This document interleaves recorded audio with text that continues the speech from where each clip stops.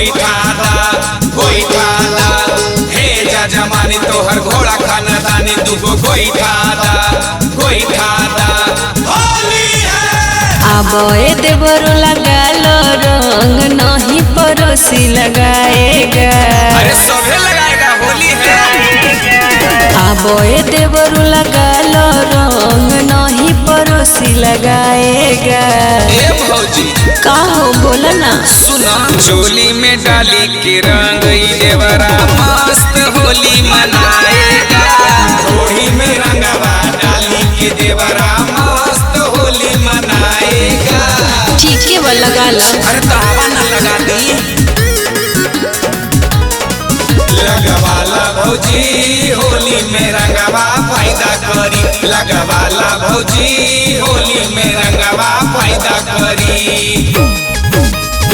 साया ब्लाउज साड़ी लहंगा तू रंगी सुनाए भौजी हमसे भंगिया न मंगी है।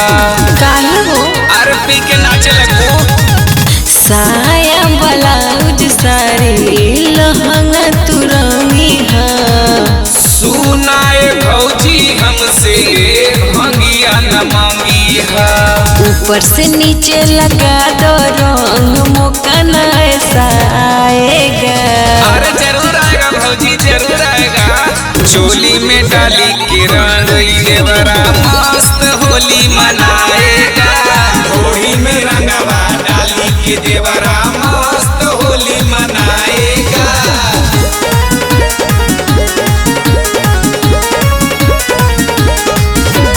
देदा भौजी भैया के आज भर माना करी। देदा भौजी भैया के आज भर माना करी। आज बुआ मांगा तानी भौजी। शोभा सरगम कहे घोली घोली डली लेके तू रंगवाला गलवाई रंगी है।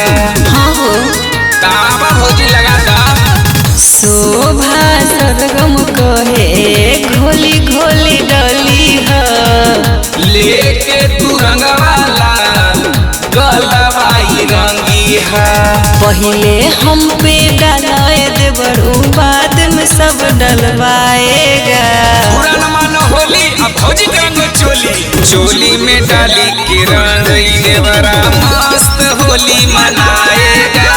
होली में रंगवा डाली के देवरा मस्त होली मनाएगा।